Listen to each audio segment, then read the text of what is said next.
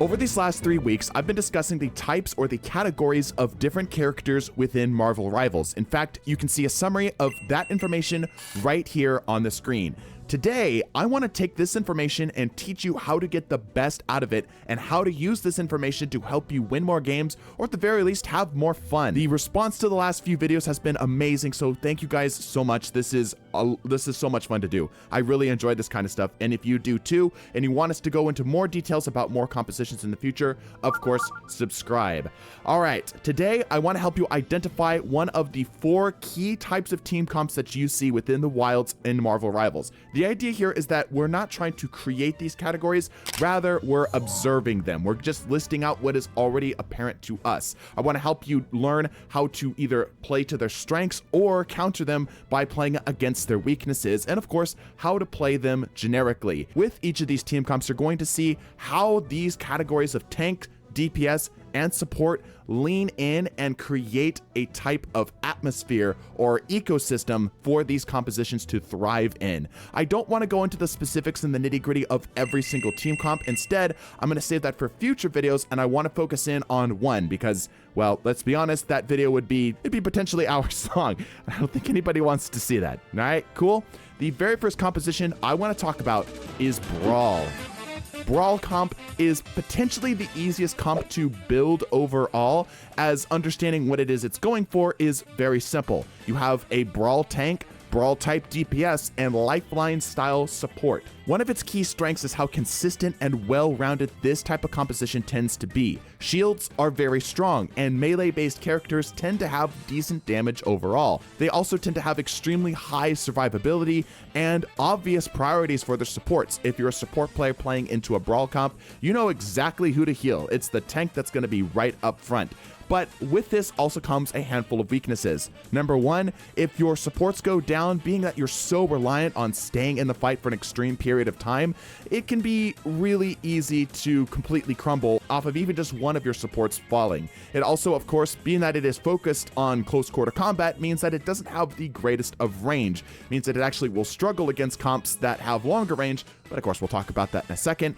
And lastly, at the highest level of play, the communication required between your teammates is intense. How you coordinate and communicate with your team is going to be a lot more strenuous on you. Now, with each of these different comps, I want to talk about some of the characters that you can play that really embody the idea of these comps. These aren't necessarily the best characters, nor are these the best characters to play with each other, but will really give you a good feel, sort of a blueprint that you can take and then apply it to whatever character you end up wanting to main with these types of comps. First off, for the tanks, try Thor. He doesn't have a main shield, but man, does he want to throw hands. His hands are rated E for everybody. They will knock anybody out who is even remotely close to the squishy area. And in fact, he will do an okay job against tanks as well. Obviously, my Thor is not the best, but if you really want to get a good feeling of how to play a Brawl tank, definitely give Thor a try. He will give you everything you need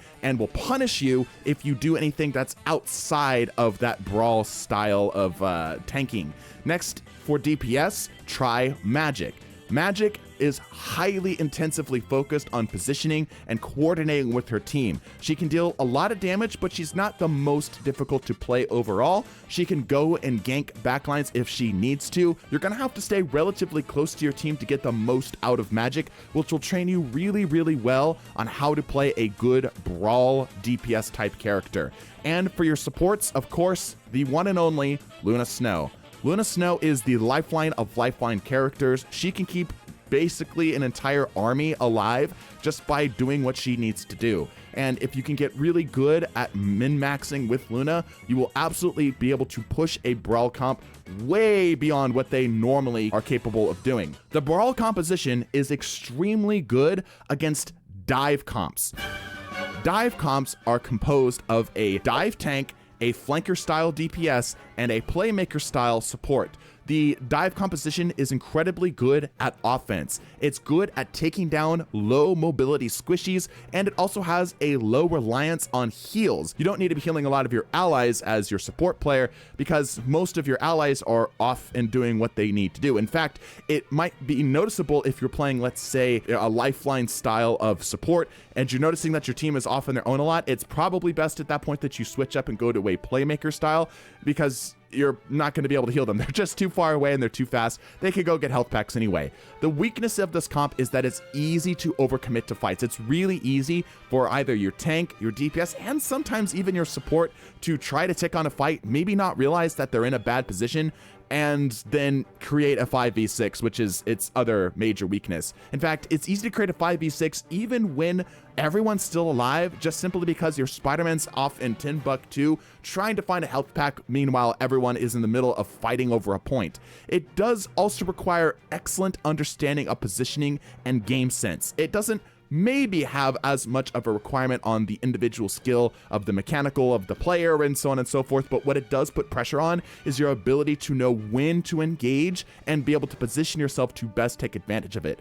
A little bit similar to how Brawl comp works, but on a much bigger scale and in a much more individualistic sense. The suggested characters I am going to give you guys here are first and foremost Venom. Venom is not the truest of true dive tanks. I think that distinction goes to Captain, but Venom gives all of the tools readily and easily available to do some of the dive stuff that he needs to do, while also still having a little bit of Brawl in his back pocket in case he makes a mistake. This helps you not completely spend the entire time on the respawn screen, which can sometimes happen with unskilled Captain Americas. For the DPS, try Star-Lord. Star-Lord, again, is very consistent, and he does the best when you can get into positions that flank with the Star-Lord. Star-Lord is totally fine on the front lines doing what he wants and just simply pumping out damage, but his absolute best is when he's able to go into flanker positions. If you want to get a little bit spicier, maybe try Psylocke, but that's if you're really feeling up to it. Psylocke can be a little challenging for her positioning and actually getting value out of her kit. For your support, try Rocket. Rocket's healing is consistent, but it can be a little bit slow. The thing that makes it nice is that you can really hook it into places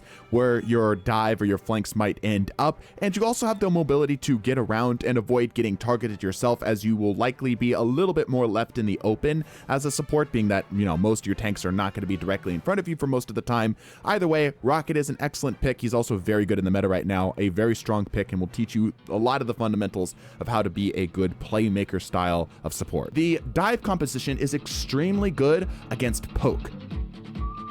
Poke is made up of an anchor tank or a shield tank, a poke style or sustained style DPS, and a utility based support.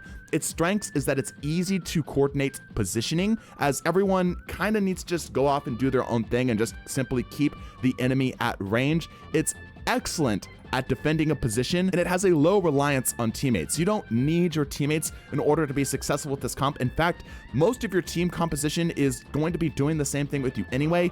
You don't even really need to coordinate with it, just call out when you're about to get flanked, and that's kind of it.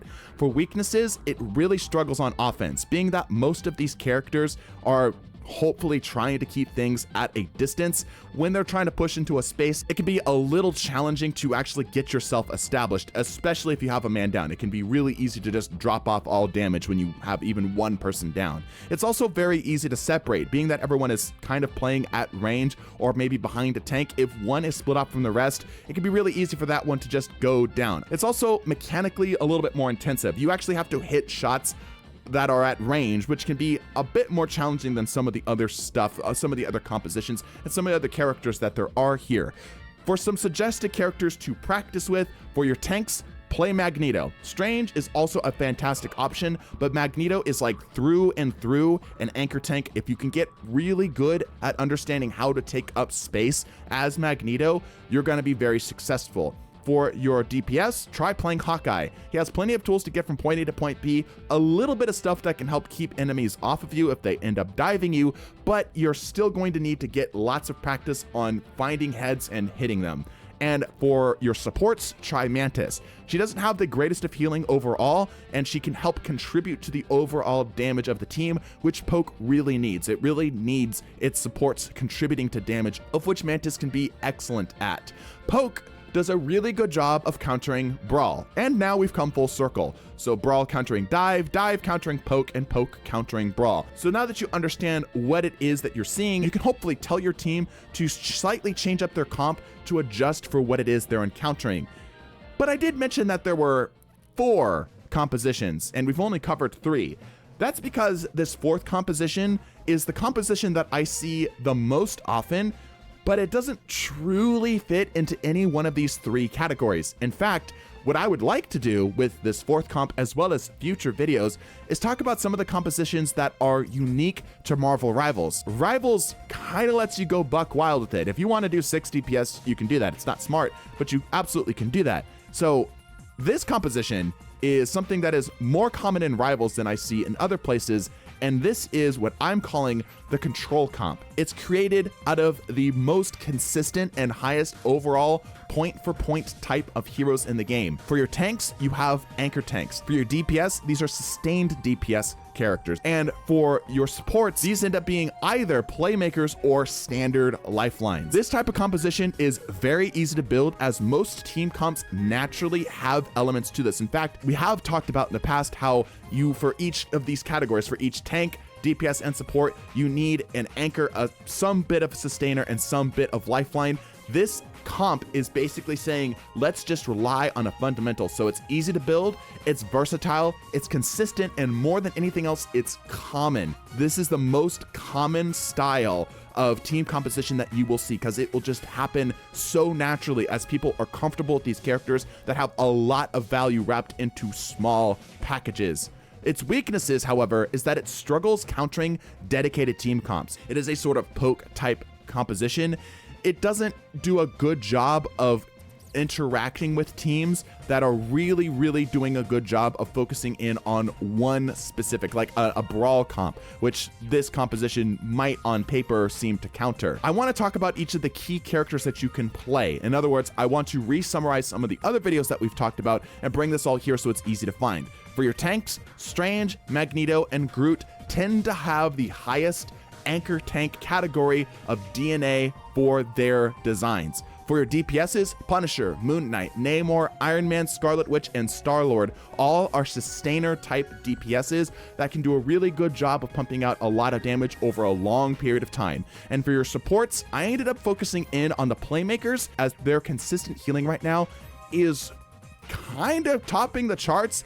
Primarily Loki, Rocket, and with an honorable mention here to Jeff. Each of these supports do a good job of consistently healing while also having tools of their own to go out and find kills or defend themselves. For a suggested 6-stack, if you're in a position where, let's say, you have 3 or more, try this. For your core component, Strange, Punisher, and Rocket. Each of these have amazing synergies with one another, some that aren't even immediately listed. For example, Strange's portals and Punisher's turret make an AC 130. We actually did a whole video about it, an AC 130, which is amazing for sweeping away a position and letting your whole team flood a zone under the cover fire of a turret.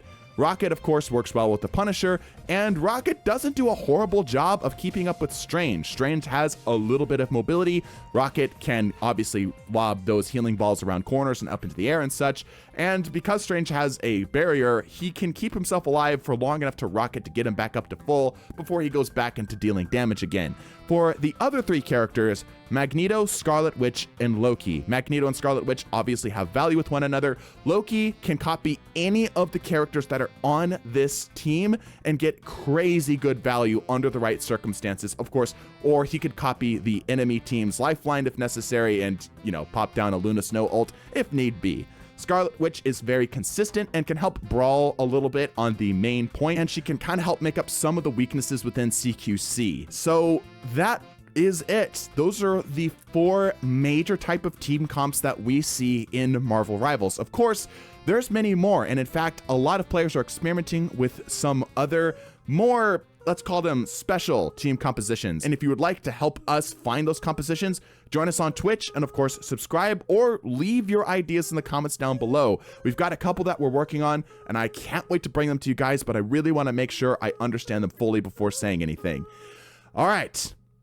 How was that? Pretty cool? I think that this is neat. I love this kind of stuff. I hope you guys enjoyed this video. Bless your faces, and deuces.